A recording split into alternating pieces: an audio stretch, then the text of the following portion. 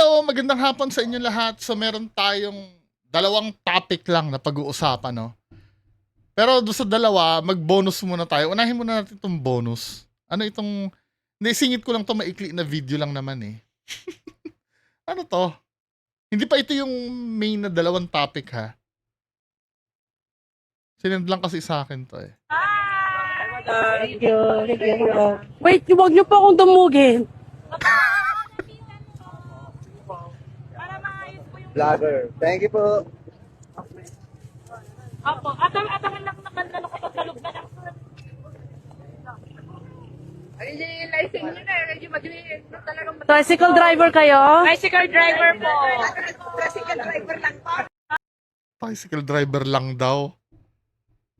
Sometimes, no, alam mo yun, yung para lang sa content, wag na kayo magganyan. kung magmamaldita din lang kayo, hindi ka naman dinudumog eh. Kukunti nga lang ang lumapit sa'yo, ate. Thank you. Wait, huwag niyo pa akong dumugin. Anong dinumog sa'yo? Siyempre nakita namimigay ka, lumapit lang naman yung isa. Huwag niyo po siyang lalapitan po. Vlogger. Thank you po. Apo, atang lang naman na ako sa loob na lang. Ano ko, mas lalo nakakahiya pagka ganito. Anyway, proceed na tayo dun sa main topic. Ano masasabi nyo dun? Diba? Unahin natin ito, itong nag-walk out daw yung yung mga Miss Universe participants. What do you mean? Yung video. Stop. Okay, Mexico, where are you? Okay? If you follow the order from your national director, you are dumb man. No, not about you. Sino ba yan? Dumbhead? Not about you. Ulitin nga. Ano sabi niya?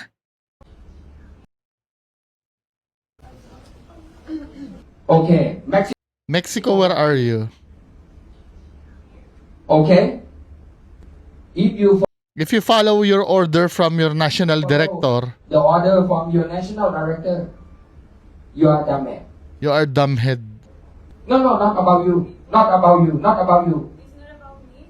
It's about all the people that I represent. I didn't give you opportunity to talk. Please keep polite for me. I still talking. Listen. I still keep talking to everybody. Why you stand up to talk to me? Because I have a voice. I don't for everybody to know. If you have a problem, No, you have a voice, but you have to respect. The voice. you are not respecting me as a woman. What? No. Why you stand up? Because I have Where's the gun? Security. Ay, gago. Stop. Keep security. Pit two. Stop. You know, as a country, you have all my respect. I truly love Thailand. I respect all of you. I think that you're amazing people. But what just your director did is not respectful. He called me dumb because he had problems with the organization. And I think that's not fair because I'm here and I do everything okay. I don't mess with anyone. I just try to be kind. I'm trying to give my best. And he just shot me and he just said to me and shut up and a lot of different things. And I think that the world needs to see this because we are empowered women and this is Oo nga naman. for our boys. And no one can shut our voice and no one will do that to me. And I hope that everyone at home, every woman, doesn't matter if you have a big dream, if you have a crown, if that's take away your dignity, you need to go. Thank you. Akala mo question and answer eh. De, pero may wisdom siya ng isang talaga, beauty queen. Tapos na ba yung contest? Hindi pa. Hindi pa ba siya, wala pa bang nananalo? Sorry ha, hindi kasi ako updated dito eh. Pinasa lang sa akin to. Yung ginawa kasi neto, men, napaka-unprofessional kasi naman neto. Unang-una, ang dami niya, no, pinahiya mo si Miss Mexico. Miss Mexico ba yon? Okay? Miss Mexico? Okay, Mexico, where are you? Okay? If you follow the order from your national director, you are the man. Grabe naman yun. Hindi ba yung matter na yan ay pwedeng pag-usapan? Actually, yung kandidato, wala namang kandidato. Yung kandidata, di ba nagpa-follow lang naman ng order yon, syempre doon sa national director niya. Dapat ang kinakausap nito ni Kuya, yung national director nung at never mong gagawin yun. Syempre, prestigious yung Miss Universe eh. Tapos sasabihin mo, dumbhead yung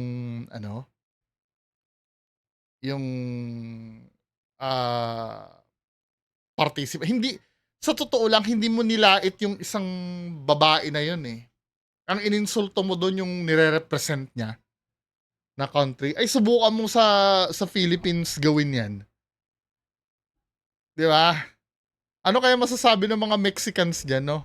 No, not about Nako, Mexican si Rey Mysterio, bahala ka.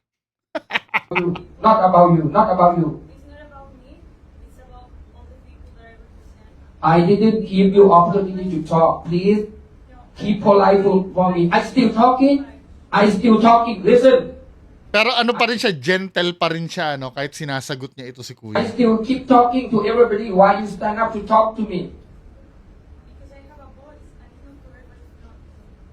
If you have a problem, No, you have a voice, but you have to respect. The wife. you are not respecting me as a woman. What? No, why you stand up? Because I have Where's the gun? Security. Gago, no? Nagtawag ng security. Stop. Stop. Security. Pit patu. Stop. you know, as a country, you have all my Fatima. Tsaka, ang gusto ko, hindi siya naghinanakit sa buong, Thailand. Thailand ba? Yung tama ba? respect. I truly love Thailand. I respect Oo nga, Thailand. all of you. I think that you're amazing people. But what just your director did is not respectful. He called me dumb because he had problems with the organization. And I think that's not fair because I'm here and I do everything okay. I don't mess with anyone. I just try to be kind. I'm trying to give my best. And he just shot me and he just said to me and shut up and a lot of different things.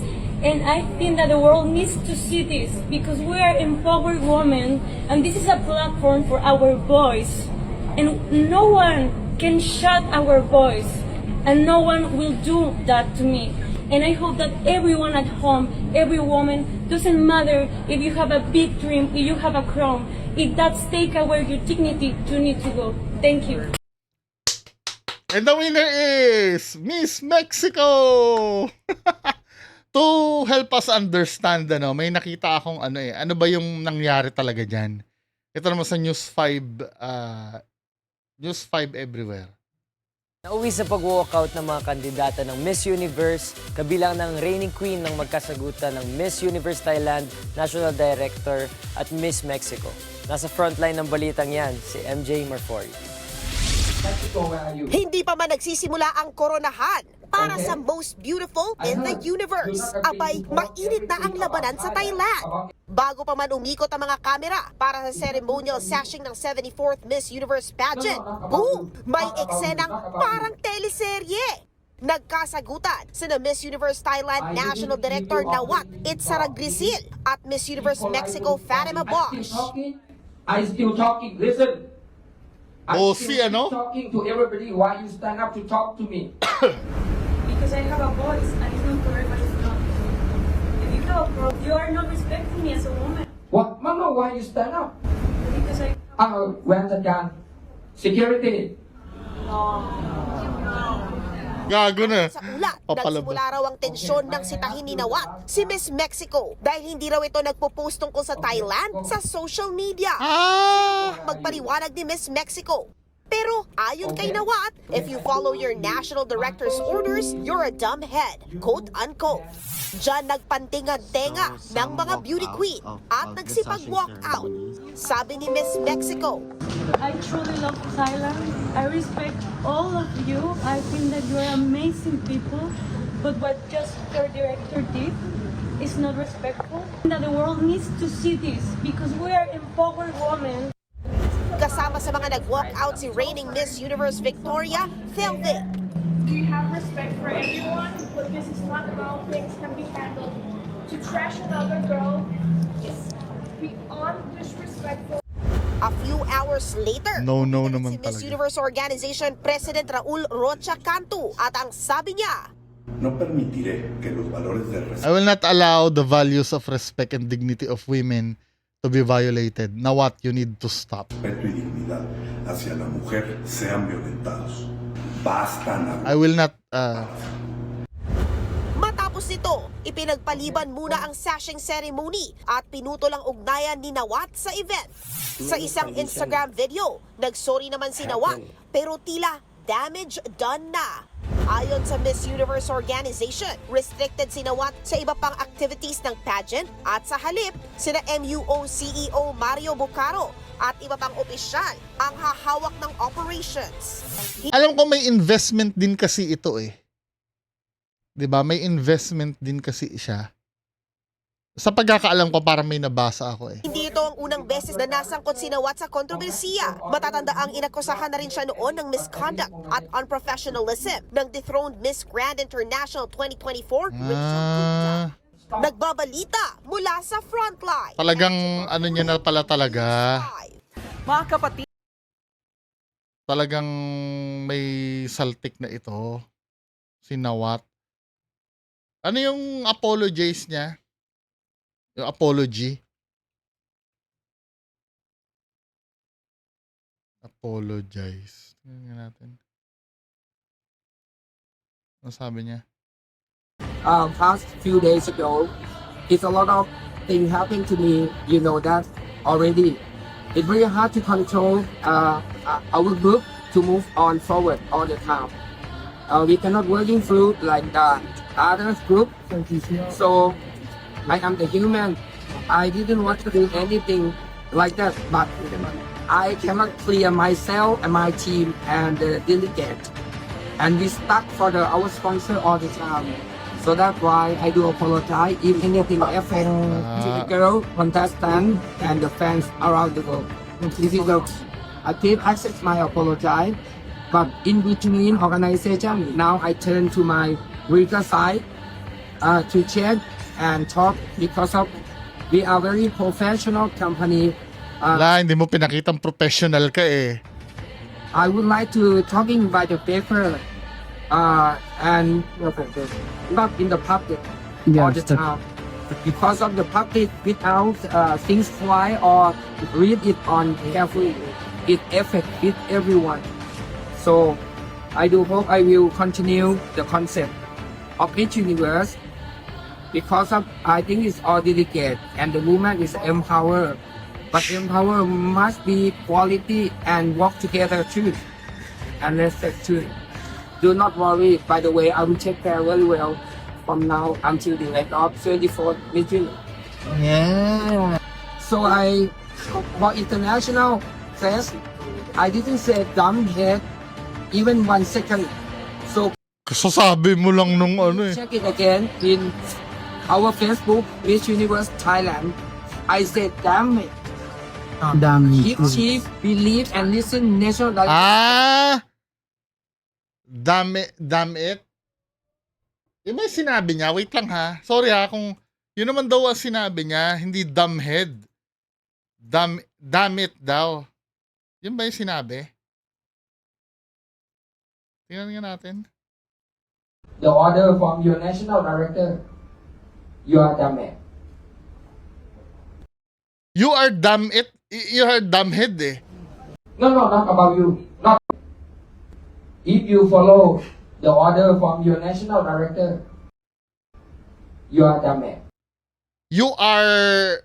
Ibig sabihin, may adjective na kasunod yon. Anong damn it ang pinagsasabi nito? Lumulusot pa si kuya eh. Damn it daw yung sinabi niya, hindi daw dumbhead. Ginagawa na naman bobo yung mga...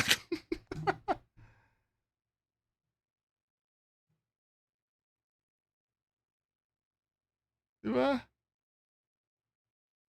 He clearly said, dumb, what a loser, he decided to create a big show out of ridiculing. Tsaka isa pa, yung ano, the way ka magsalita, unprofessional, kahit pa sabihin mong hindi mo sinabi na dumbhead, di ba? Unprofessional na yun, sir. Kabullshitan na yun. Tingnan pa natin, ano pa yung another palusot. And Miss Universe organization, they know everything and they're coming to work it with me immediately. Thank you for Miss Universe organization too. And also, I hope everything will be better and more close. You know,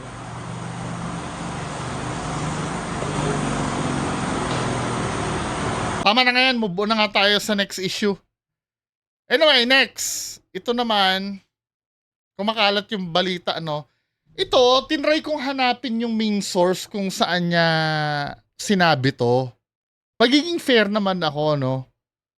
Parang ito kasi, sinabi daw ni Ora, sabi na Ora Briguela, ibang instinct namin mga babae. Kahit gaano ka pa kagaling magsinungaling, kinukutuban kami. Hindi mo kailangan ng CCTV o screenshot para malaman kung may mali. Minsan, sapat na yung tahimik na kutob na nagsasabing may kakaiba. Ang kutob naming mga babae, parang alarm. Hindi mo ito pwedeng baliwalain. Pakiano nga sa akin, ano ba to? Written interview ba to?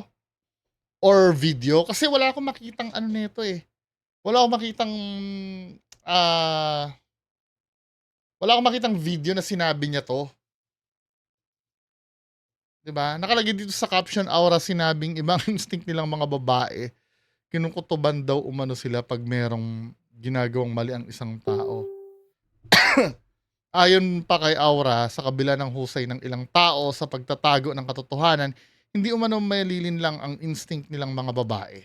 Tinawag pa ng ilang netizens sa Aura bilang voice of women's institution dahil sa kanyang pagiging matapang at tapat sa pagsasabi ng kanyang nararamdaman. Sabi niya, no? Well, ang malinaw na ano dito, ang malinaw na naging controversy. Kasi yung sinasabi niya, yung instinct ng babae, luma na yan eh. Matagal ng, kahit na ano yan, kahit na, ako opinion ko, ano, alisin muna natin si Ora. Yung instinct ng mga babae, naniniwala kayo doon, kabullshitan yun. Nature lang talaga ng mga babae na madudahin. Sometimes nga, kahit wala pang nangyayari, kaya, alimbawa, ano ka pa lang eh, yung pupunta ka pa lang sa isang lugar o ano, na pipredict na agad na ano na magsisinungaling ka na eh. ano talaga ng babae, nature na ng babae talaga ang tamang hinala. Hindi yung so meaning, ang instinct nyong mga babae. Hoy mga babae, kausap ko kayo. Ang instinct nyo, feeling nyo, tama na kayo agad. Abay, mas maganda palang maging pulis na lang pala kayo. Or maging investigador na lang kayo dahil reliable pala yung pagdududa nyo. Anyway, pagdating naman dito sa yung kontrobersya nito, kung totoo man na sinabi ni Aura to, no? Pero feeling ko hindi niya sinabi to eh. Parang inimbento na lang to para ibuli na naman siya online eh. Maliban na lang kung mabibigyan nyo ako ng link kung saan niya talaga sinabi ito. Kahit man lang sa refutable na or sa isang pinagkakatiwalaang article or pahayagan, kahit written for example pep.ph or alam mo na ABS-CBN GMA, kahit written lang na sinabi niya, pero so far, kung totoo man na sinabi ni Aura 'to,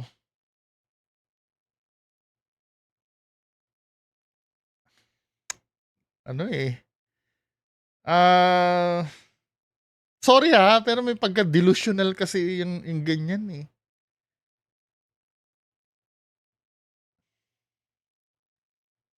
Sorry, pero, yes, puwede mo sabihin na, "Hindi, ang puso ko kasi babae ako, eh."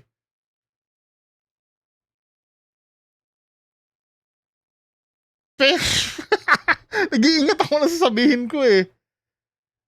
Pero ano ka talaga, lalaki ka, 'di ba? Dahil lalaki yung physical mo, siyempre yung utak mo, yung structure niyan, may masculinity yan deep inside of you. Ewan ko, 'di ba, kung sa psychologist 'no, kung talagang inari niya ng babae siya.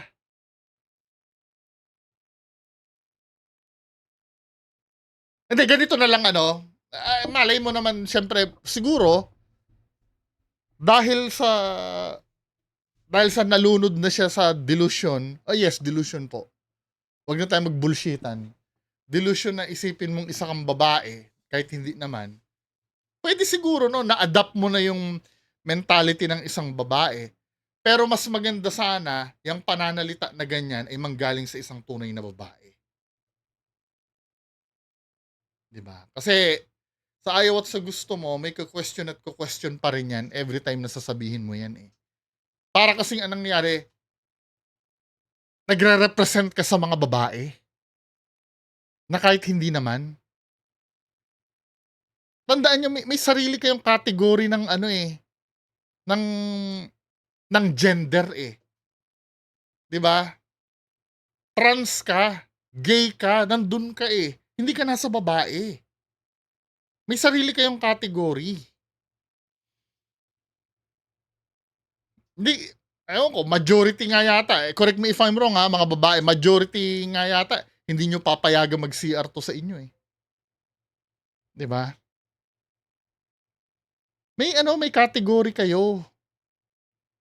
Pwede siguro sinabi sa aming mga pusong babae, 'di ba? Pwede na 'yun, Pero inari mo yung yung bahala kayo, no? Magalit kayo sa akin kung magalit kayo. Pero 'di ba? Hindi mo nire-represent ang mga babae.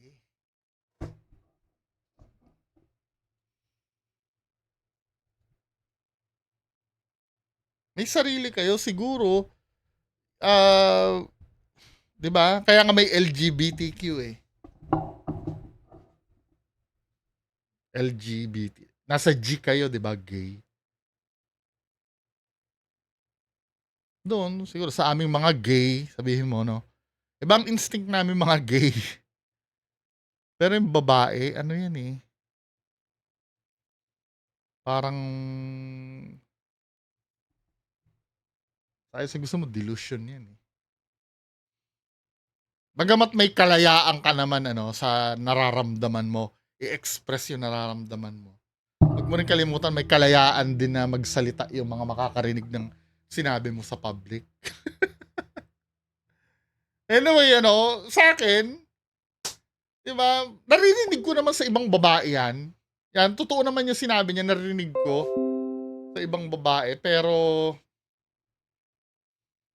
hindi dapat siya nagsasalita na yun. Yun lang. 'Di ba? Anyway, yan lang po muna pag-uusapan natin. Magandang hapon sa inyong lahat. Bye-bye.